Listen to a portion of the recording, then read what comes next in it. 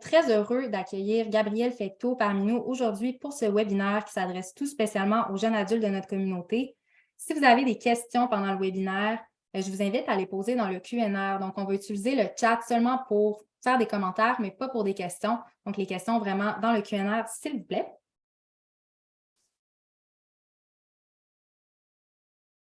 Donc, avant de commencer, on a des petites questions qu'on aimerait vous poser pour en savoir un peu plus sur qui est avec nous aujourd'hui. Donc, je vais vous poser les questions dans l'écran. Vous pouvez simplement voter, puis je vais pouvoir partager les résultats.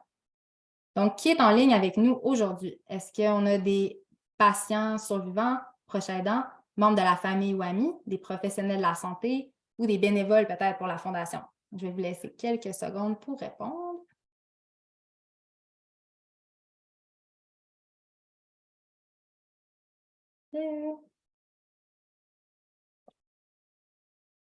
Donc, voilà les résultats. On a 36 de patients et de survivants. On n'a pas de proches aidants avec nous aujourd'hui. On a 27 des membres de la famille ou des amis, puis 36 des professionnels de la santé. Donc, bienvenue à tout le monde.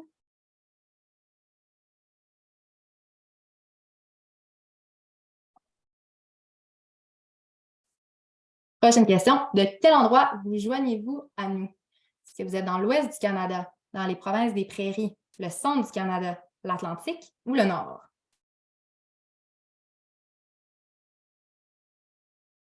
Tout le monde est dans le centre du Canada.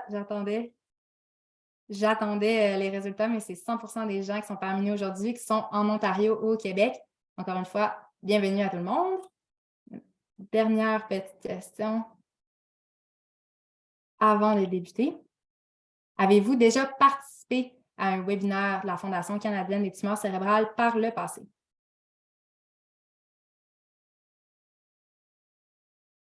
Ah, on dirait qu'il y a un problème avec la question. Ça, on voit pas.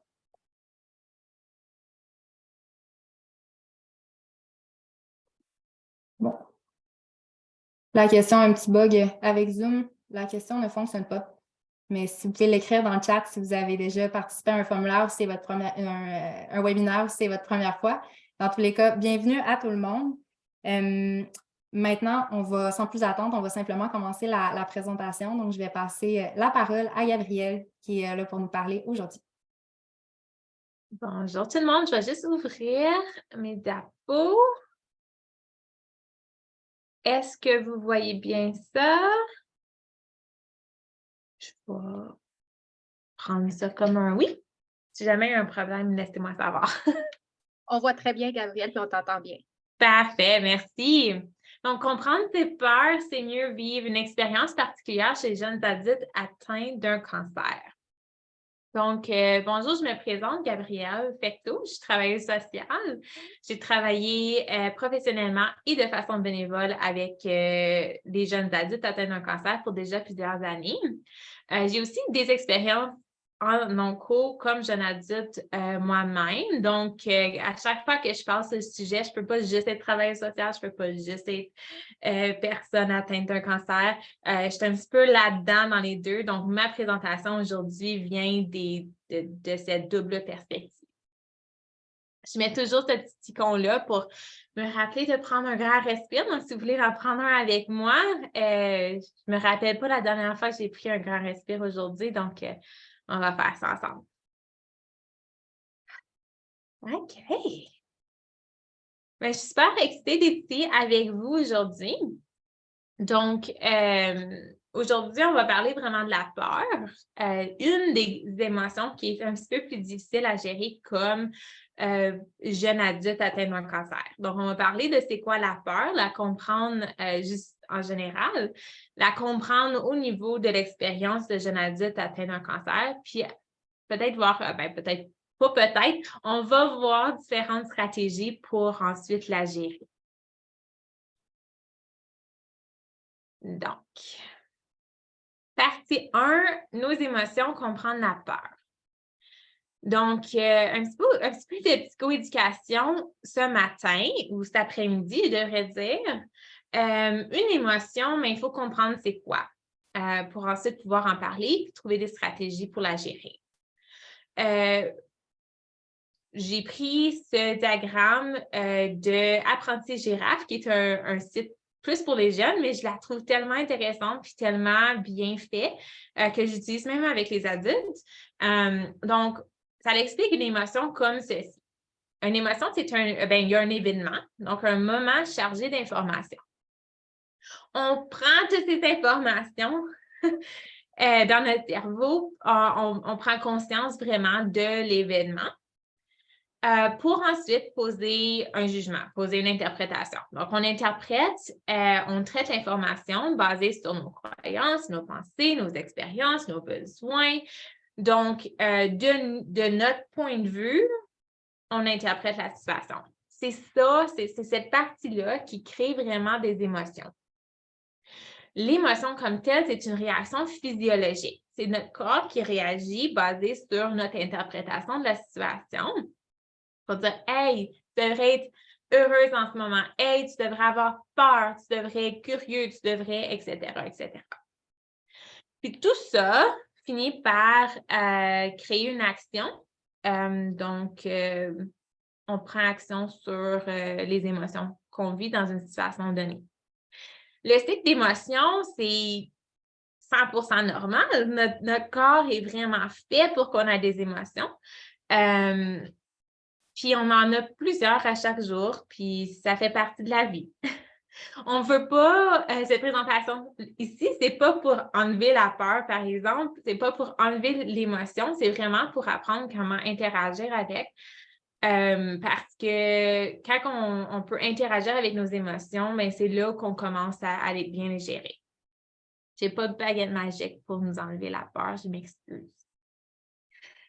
Donc, juste pour tourner un petit peu sur des points importants, l'événement, quand je parle d'un événement, d'un moment, ça peut être n'importe quoi de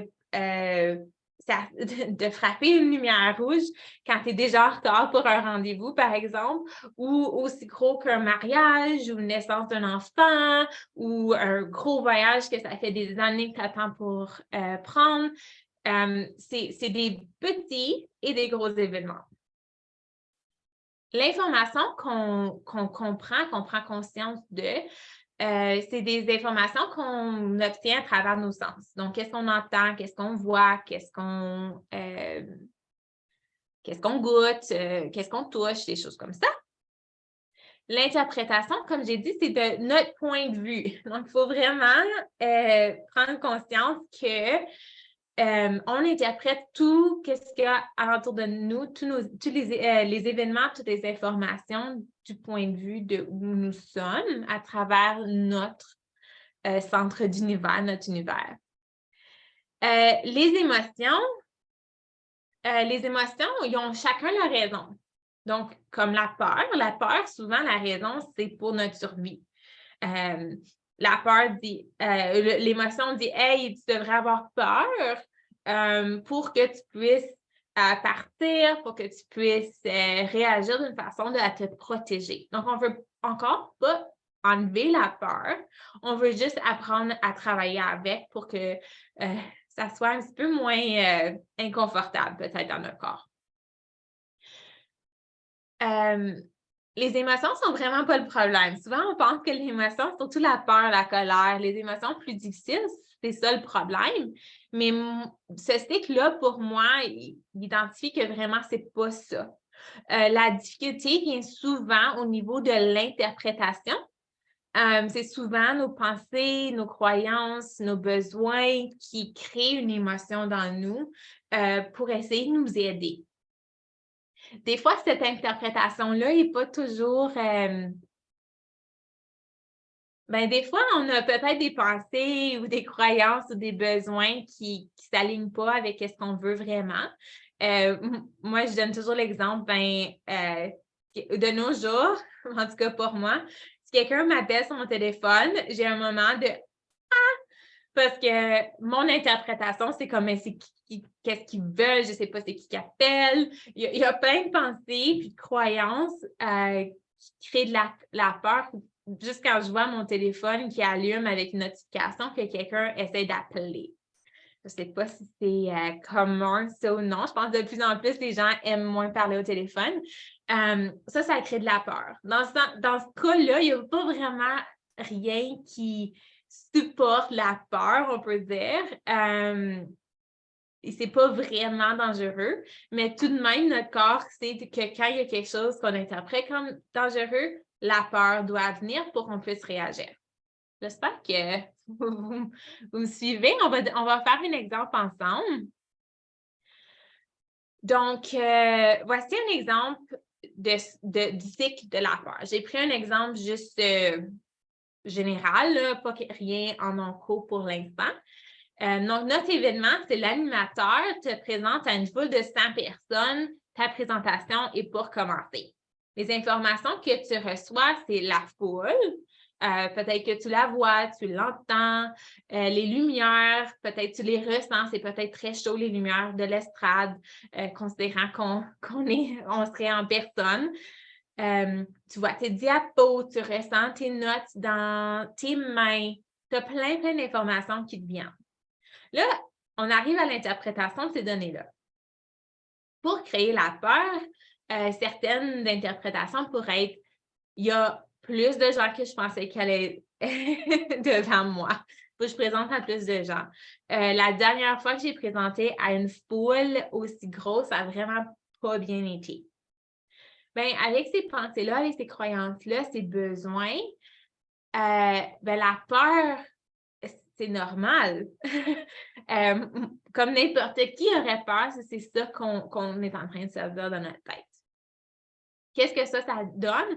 Bien, peut-être que tu tournes de bord, tu ne marches même pas sur l'estrade, tu fais juste de partir parce que c'est trop épeurant. Peut-être que tu as de la misère à respirer ou même tu gèles sur place. Donc, tu as de la misère à soit partir ou aller sur l'estrade ou tu arrives sur l'estrade puis tu es figé. Il y a aussi l'idée où que peut-être que tu arrives sur l'estrade, tu as tes notes, la présentation qui est supposée durer 1 heure dure 10 minutes parce que tu parles tellement vite. Puis là, c'est fini, tu pars de l'estrade, puis la peur rediminue. Donc, encore, on a un événement qui donne des informations qu'on interprète, qui crée une émotion, qui crée une réaction ou une action. Là, si on regarde à l'interprétation encore, moi, je suis très fascinée de la colonne d'interprétation puis la colonne d'action, puis on va regarder les stratégies qui vont avec les deux. Mais juste pour vous illustrer que si on aurait changé les pensées à interprétation pour quelque chose comme « Ah, j'ai tellement hâte de pouvoir partager mes savoirs avec plus de gens », je suis contente qu'il y ait eu beaucoup de gens qui sont venus parce que les organisateurs du programme ou de la journée ont tellement travaillé. Ça change l'émotion complètement. Peut-être que c'est de la joie que tu ressens, l'excitement, la curiosité pour voir peut-être quelles questions qu'ils ont à te poser. Ça change tout. Incluant ensuite les actions, ou peut-être que tu arrives sur l'estrade avec plein d'énergie, tu es excité, peut-être que tu parles aussi vite que moi je parle aujourd'hui, juste parce que tu es tellement excité. Donc, tout change. Pour les jeunes adultes atteints d'un cancer, l'expérience en onco, ça crée de la peur quand même. Si on regarde, si je vous pose la question, la peur pour vous, c'est quoi? Dans votre expérience en onco, comme jeune adulte, comment est-ce que la peur, elle apparaît? Vous pouvez répondre dans le chat pendant que vous faites ça, si vous voulez partager. Moi, je vais continuer et je vais revenir aux réponses si jamais il y en a après. Donc, chez les jeunes adultes atteints d'un cancer, la peur, il y en a plusieurs. Il y a les peurs juste, on peut dire, régulières, les peurs que n'importe quel jeune adulte aurait, mais aussi les peurs associées à l'expérience. Donc, la peur de la récurrence est une des peurs les plus discutées. Sur Google ou en ligne, tu trouverais des articles et des articles sur la question. je pense que c'est super qu'on a beaucoup d'informations sur la peur de récurrence, mais j'aime toujours ajouter une plus longue liste de peurs associées à l'expérience en onco pour les jeunes adultes parce que c'est pas juste la peur de récurrence. Puis pour certains, la peur de récurrence, c'est même pas une peur qu'ils ont parce que ça s'applique pas à leur situation. Donc, il y a aussi la peur de la mort, la peur des effets secondaires, surtout pour les jeunes adultes. Certains d'entre nous, on parle des fois 80, jusqu'à 80 ans, right? De vie possible où on doit gérer les effets secondaires à long terme, à court terme, des traitements, mais aussi du cancer comme tel. La peur d'une métastase, la peur des traitements. C'est pas facile d'aller en traitement, puis il y a des peurs associées à ça qui sont très valides et très présentes pour certains. La peur de cancer secondaire, la peur pour ses enfants, est-ce que c'est héréditaire, par exemple? La peur pour sa famille et ses amis, qu'est-ce qu'ils vont faire? Comment est-ce qu'ils vont gérer ça? La peur de la phase de survivance. Le moment où un professionnel de la santé, ton équipe en onco te dit hey, il n'y a pas rien qui dit que ton cancer est encore là, ton tumeur n'est pas présent, tu es en rémission. Quoi que ce soit les termes qu'ils utilisent, mais quand ils disent hey, c'est bon, on doit diminuer le montant de fois qu'on te voit par année ou quoi que ce soit, il peut y avoir une grosse peur associée à ça. Puis ça, c'est une peur qui est très peu comprise parce que pour tout le monde alentour du jeune adulte, c'est le party. Mais des fois, il y a vraiment une grosse peur qui vient avec ça. Puis c'est correct de dire ça, puis c'est correct de vivre cette peur-là. Il y a la peur de retourner à la normale. Qu'est-ce que ça veut dire, la normale?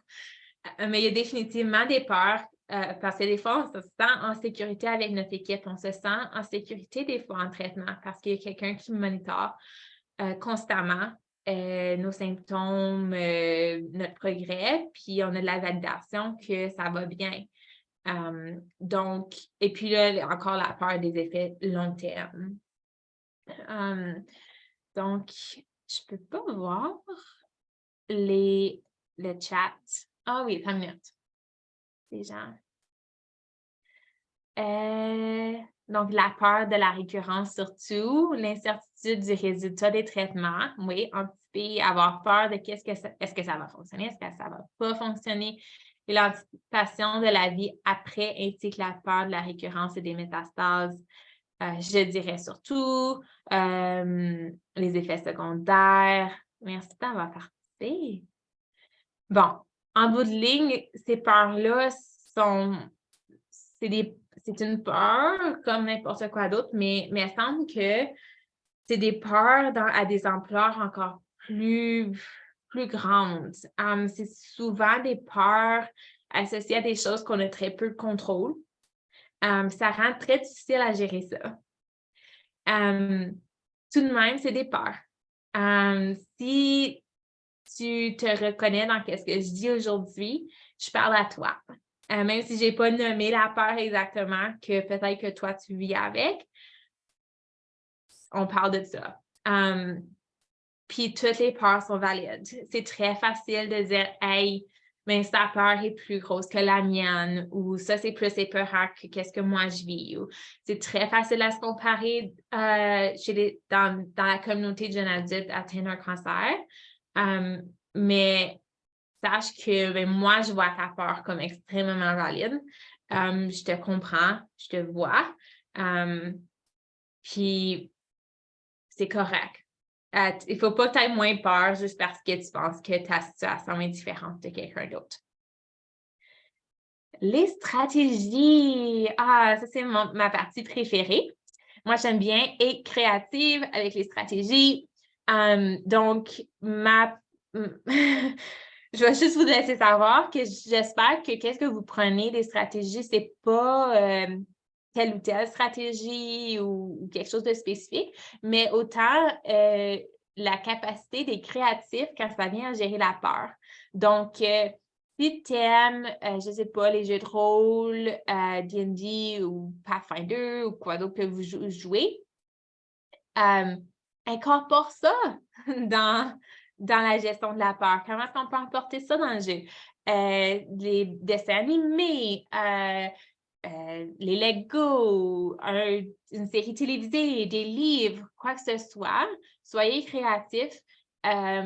Puis ça, c'est souvent les meilleures stratégies qui ressortent de ça. Comme j'avais dit, j'aime beaucoup dans ce diagramme ici la colonne d'interprétation et la colonne d'action. Parce qu'en effet, l'événement, les informations puis les émotions, on ne peut malheureusement pas les changer.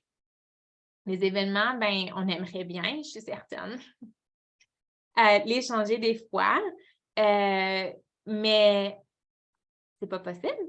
Les informations, ben, on prend conscience des informations. Des fois, on peut essayer d'améliorer les informations qu'on reçoit et être plus conscient de ce qui se passe alentour de nous, mais en bout de ligne, on ne peut pas les changer non plus. Et puis, les émotions, comme on avait dit, les émotions, c'est des réactions physiologiques normales basées sur nos interprétations qui créent des réactions. On veut que ces émotions-là surviennent parce que ça fait que c'est la façon que notre corps nous dit « Hey, il y a un problème » ou « Hey, paye plus attention à ça ». C'est des messages de notre corps. Au niveau de l'interprétation, c'est là qu'on peut travailler. Et puis, au niveau des actions. Donc, allons voir les stratégies d'interprétation. Donc, la première stratégie que j'ai nommée, c'est de prendre un moment, c'est de prendre conscience. Vous avez probablement déjà entendu de stratégies comme des grandes respirations, la méditation, différentes stratégies pour s'ancrer vraiment dans le présent. Ça, c'est des stratégies qui fonctionnent très bien avec les émotions, incluant la peur. Je suis certaine qu'il y en a qui roulent peut-être leurs yeux. J'ai ça souvent en thérapie, où que je parle de méditation, puis de grande respiration, puis de s'ancrer. Puis ça fait peur des fois on ne sait pas. Moi, la créativité, qu'est-ce qui est le fun pour toi? Est-ce que tu aimes aller prendre des marches? Mais comment est-ce qu'on peut incorporer la pleine conscience là-dedans? Vraiment être créatif, mais trouver des façons de s'ancrer pour que l'émotion soit plus gérable. Si on n'est pas centré, l'émotion est souvent comme extrêmement grosse ou elle ressort, ça file en beau français, comme si l'émotion est très grande. Puis en s'ancrant dans le moment présent, souvent on peut diminuer un petit peu l'ampleur de l'émotion pour que ça soit plus facile à gérer. Deuxième stratégie, c'est parler à quelqu'un, que ça soit toi-même, un proche, un professionnel, soit pour ventiler ou pour quelque chose d'autre que tu aurais besoin.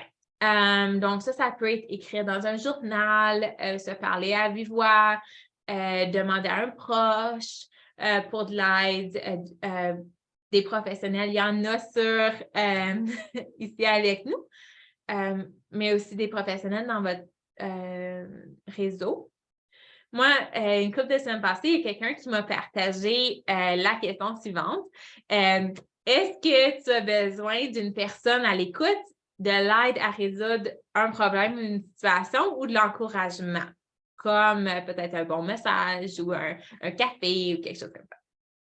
J'ai trouvé la question très intéressante à se demander aussi, de quoi ai-je besoin? Quand je dis à quelqu'un, « Hey, j'ai besoin de parler », mais qu'est-ce que j'ai besoin d'eux? Est-ce que j'ai besoin qu'ils soient à l'écoute? Est-ce que j'ai besoin de l'aide à résoudre quelque chose? Ou est-ce que j'ai juste besoin de l'encouragement que je fais de la bonne chose? Puis en demandant quelque chose de spécifique de l'autre personne ou de soi-même, ça peut vraiment changer toute notre expérience avec demander pour de l'aide parce qu'on reçoit vraiment qu'est-ce qu'on a besoin. Numéro 3, c'est de réévaluer des pensées spécifiques. Donc, ça, c'est dans la modalité de la thérapie cognitivo-comportementale. Mais comme on avait vu, l'interprétation des événements, des moments et des informations qui en découlent viennent vraiment changer les émotions qu'on vive. Donc, en changeant les pensées spécifiques, des fois, on peut changer l'émotion. Donc, par exemple, moi, je travaille beaucoup avec les enfants maintenant, puis je donne l'exemple de, tu rentres en salle de classe, puis tout le monde part à rire. Bien, si ta pensée originale ou une de ta pensée, c'est hey, il doit être en train de rire, ils doivent être en train de rire de moi. La peur, l'inquiétude, il y a plein d'émotions qui viennent, qui ne sont pas nécessairement très confortables. Tandis que si on change la pensée à quelque chose comme « Hey, il doit y avoir quelque chose de drôle qui vient juste de se passer, je veux en savoir plus. » Mais ça change vraiment les émotions à quelque chose de peut-être la curiosité, l'excitement, la joie, d'autres choses. Donc, changer les pensées spécifiques qu'on a, qui n'est pas aussi facile, qui est peut-être plus facile dit que fait. Je suis très consciente. Normaliser ses pensées, ses besoins, ses croyances. Donc, dans le domaine de l'autocompassion, il y a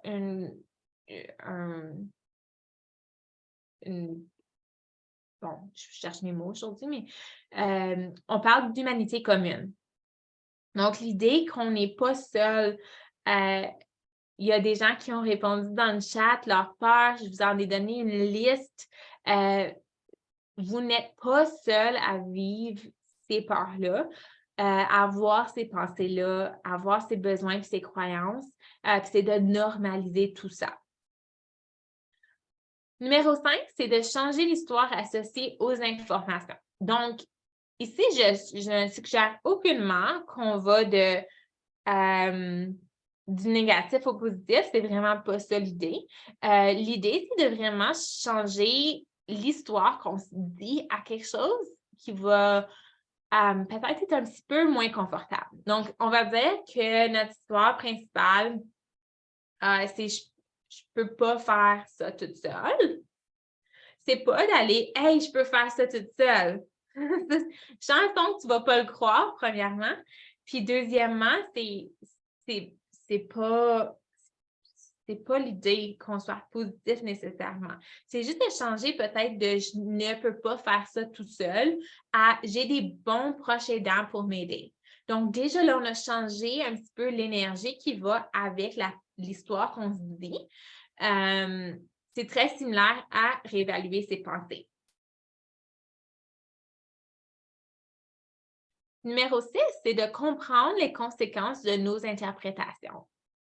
Ça, c'est difficile à faire. Je le partage comme stratégie, sachant que c'est vraiment pas facile, puis avec aucun jugement.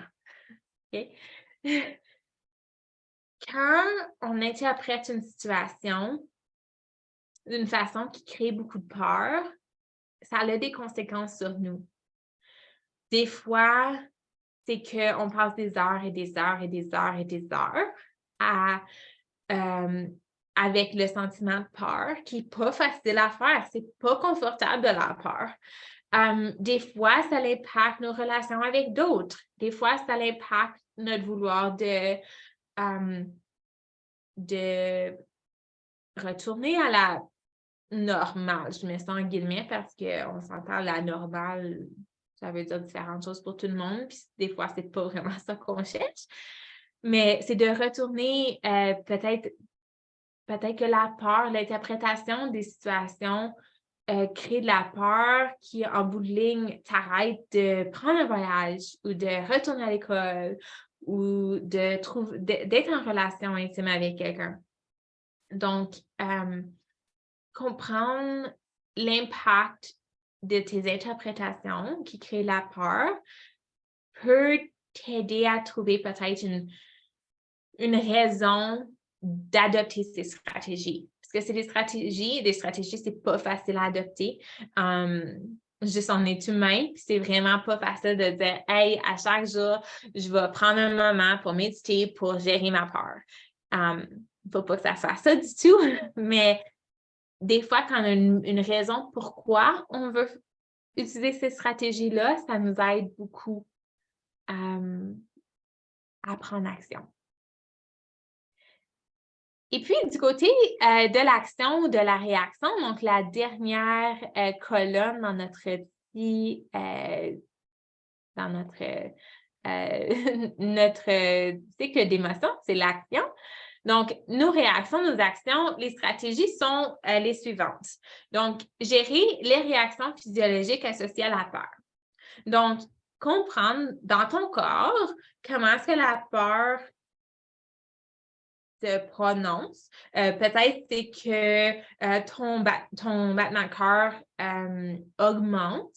Donc, peut-être à ce point-là, c'est de gérer la réaction physiologique de la peur en prenant des grandes respirations pour baisser ton battement de cœur. Si tes mains se figent, des fois les gens disent « Ah ben, mes mains se figent ou deviennent un petit peu engourdies ». Peut-être c'est de se masser les mains encore. Donc, c'est gérer les réactions physiologiques associées à l'émotion, ici la peur.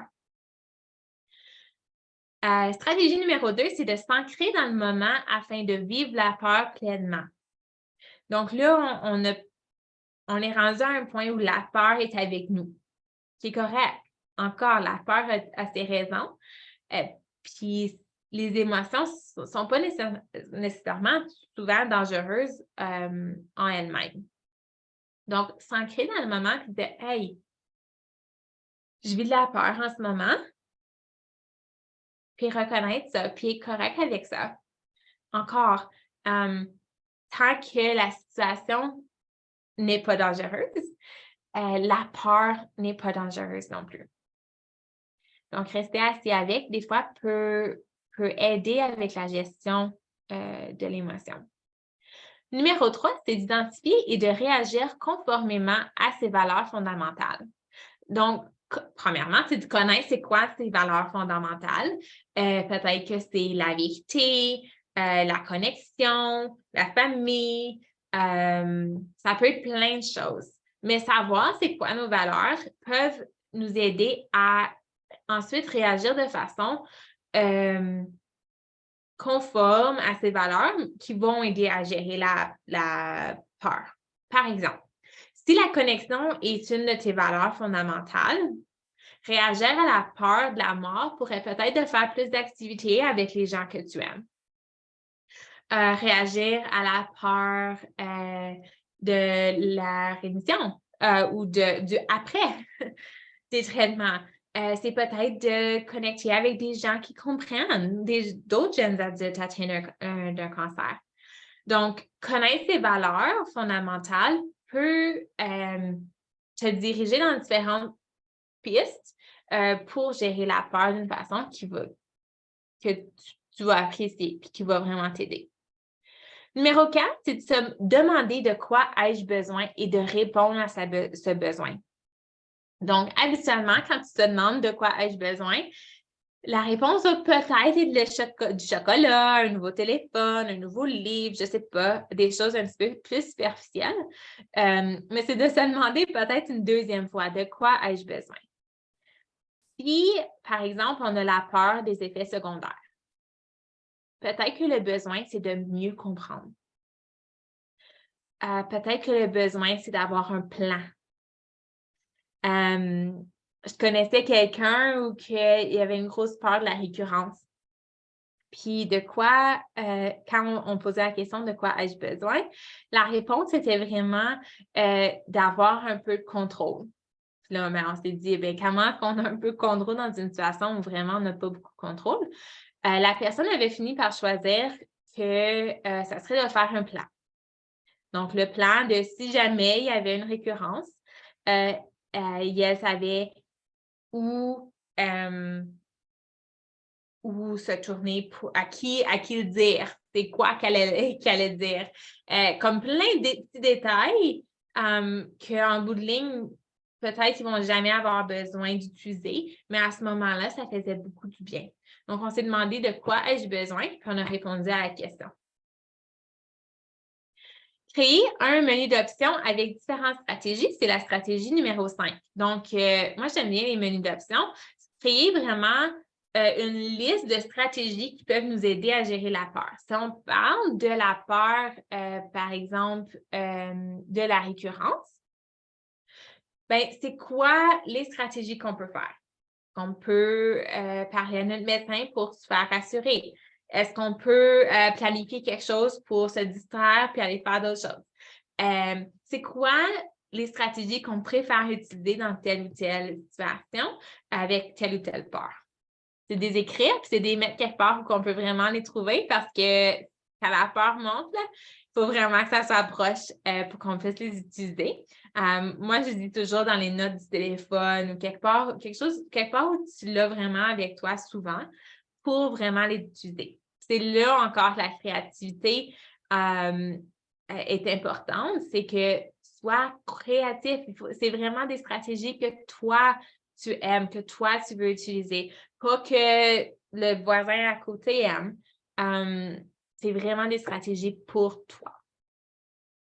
Puis ensuite, numéro 6, agir malgré le sentiment de peur ressenti.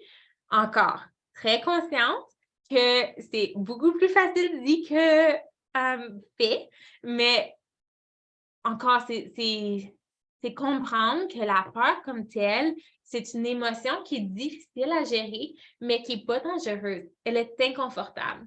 Donc, on peut s'asseoir avec la peur et dire « Hey, je vais faire ça malgré que j'ai peur. » Ça peut être, comme je l'ai dit, ça peut être d'aller à un premier événement avec d'autres jeunes adultes atteints d'un cancer. La première fois que moi j'ai fait ça, j'avais tellement peur.